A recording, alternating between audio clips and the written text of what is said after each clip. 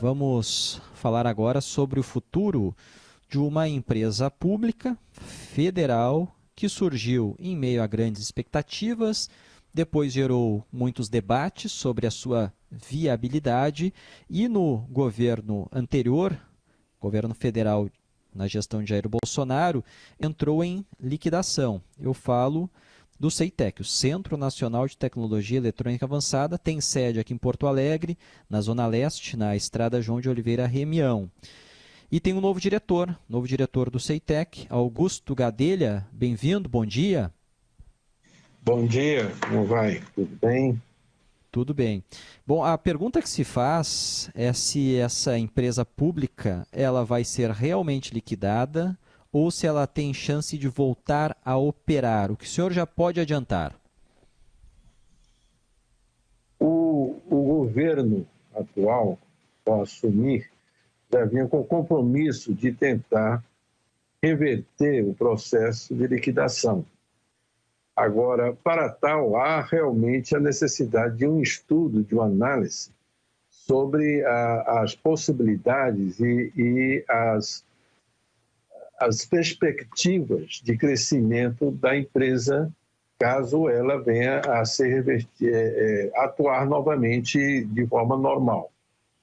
Então, para isso, o governo estabeleceu um grupo de trabalho interministerial, quer dizer, composto de representantes de vários ministérios, que deverá iniciar o seu trabalho já esta semana e irá fazer uma análise, uma projeção das perspectivas de crescimento dessa empresa, quer dizer, perspectivas de que a empresa será uma contribuição efetiva para o país. E essa contribuição ela deve ser representada não somente em termos financeiros de lucro, mas também em termos de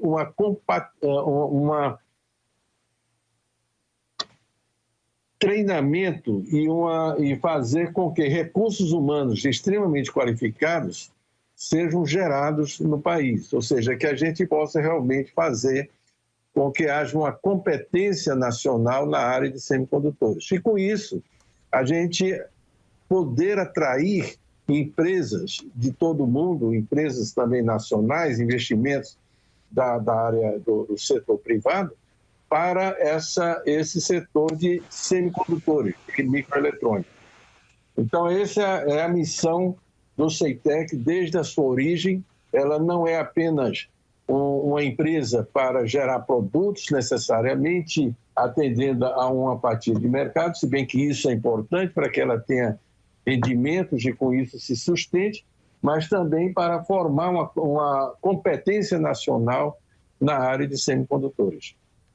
Uma das argumentações que se tinha para extinguir a CEITEC era que ele era deficitário, que gerava muitos prejuízos e não dava o retorno. Como é que o senhor pretende encaminhar isso? Qual é a ideia de que ele seja mantido e que ele seja superavitário ou que ele seja realmente uma operação para não produzir em escala, mas para focar em desenvolvimento, como também era o argumento contrário?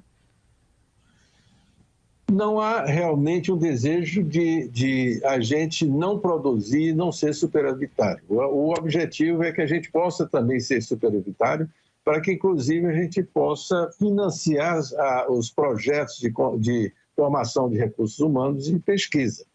Existem modelos no mundo, lá na Europa nós temos uma instituição que é realmente algo que criou-se na forma do CEITEC. Foi uma instituição montada com subsídios governamentais da Bélgica inicialmente, e hoje eles recebem subsídios da União Europeia. E a função deles é também criar essa competência na União Europeia da área de semicondutores, porque nós sabemos que isso é fundamental dentro de uma luta internacional geopolítica entre os grandes países em função da importância fundamental que chips que hoje fazem parte de todos os equipamentos que nós fazemos, celulares, de tudo que a gente está hoje utilizando dentro de casa, hoje são como o petróleo no início do século XX. Ou seja, eles são realmente o sangue da sociedade. Então, os países estão começando a acordar para esse processo e as grandes nações, mas também países grandes como o Brasil, que é o único país da América Latina que tem uma certa competência, um grau de competência nesse setor, de realmente criar essa capacidade de produzir e de entender como, por exemplo, fazer o design, que é o projeto de um chip.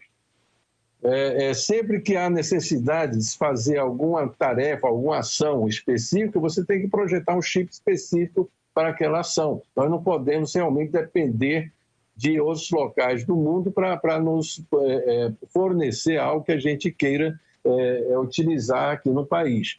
Então, nós temos que ter essa competência, né? Esse é o primeiro ponto. E o segundo ponto, por exemplo, essa instituição na Europa, que é o IMEC, que ele é chamado, ele tem essa característica. Ele começou dentro da universidade, em conjunto com a Universidade de Leuven, lá na Bélgica, e recebeu subsídios do governo, e com os anos eles foram produzindo e chegou a um ponto hoje que eles são capazes de financiar a grande parte das suas pesquisas e da sua produção. Quer dizer, eles produzem para questões muito específicas e, com isso, eles conseguem realmente financiar. A ideia é que a gente possa seguir um caminho desta forma. Mas, para isso, nós temos que ter muito claro, hoje em dia, as indústrias de semicondutores, elas se especializam muito numa determinada ação na formação de um semicondutor, que é um processo muito complexo. Então, no mundo inteiro, hoje, um semicondutor, um chip, quando ele é fabricado, ele na realidade, ele passa por várias etapas, e nós temos, às vezes, indústrias que são especialistas numa determinada etapa que se associa com outras em outra etapa e assim por diante. Tá? Então, por exemplo, a grande empresa de formação, de criação de chips, de produção de chips no mundo, que é a TSMC lá em Taiwan, ela só faz isso. Ela na realidade, só faz criar o chip, mas ela não entende o que está escrito naquele chip, ela não sabe o que o chip faz ou não. Então, ela recebe do mundo inteiro os projetos de pesquisa, os projetos desses chips, e a partir, não de pesquisa, os projetos de chips, que eles então produzem o chip e mandam de volta para a pessoa que contratou eles. Então, isso é a ecologia, digamos, da indústria de chips no mundo, e nós temos que nos inserir nessa realidade mundial, mas o Brasil precisa desenvolver essa competência. A criação do CEITEC, apesar de não ter dado lucro específico financeiramente, ele atraiu indústrias para o Rio Grande do Sul, atraiu interesse de olhos internacionais para o país, e com isso houve um ganho, sim, não direto financeiro em termos econômicos, que é a maneira muito míope que o Ministério da Economia tentou raciocinar e colocar a necessidade de fazer com que a empresa fosse liquidada, e a gente pode realmente fazer o CEITEC ser bem sucedido. Faltou chip de tudo que é tipo aí agora durante a pandemia. Para quais segmentos o senhor avalia que o CEITEC tem vocação para produzir semicondutores? Nós temos a limitação tecnológica, nós não podemos, por exemplo, criar chips para celulares ou para computadores, digamos, porque são processadores extremamente complexos e que, não celular, mas principalmente computadores, coisas que realmente precisam de processamento muito intenso. Ou chips que há necessidade de uma dimensão muito pequena. E isso somente algumas poucas empresas no mundo são capazes de produzir. Tá? Então, mas tem muitas outras coisas que nós podemos fazer e que já fizemos. Por exemplo, a questão de tags que são utilizados para identificação veicular. O CEITEC já produziu bastante para isso. A questão, por exemplo, do chip do passaporte, como é colocado, né?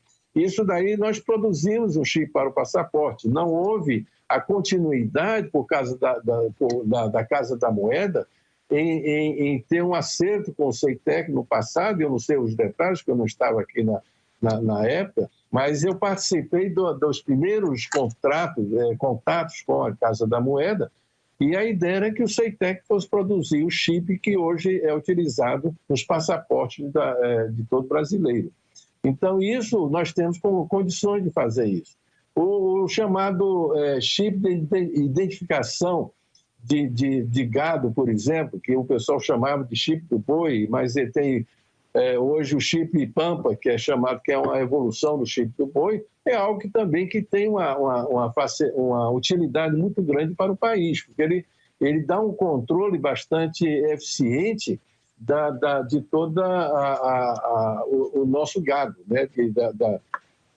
E, portanto, a gente pode ter um controle sanitário desse processo, né?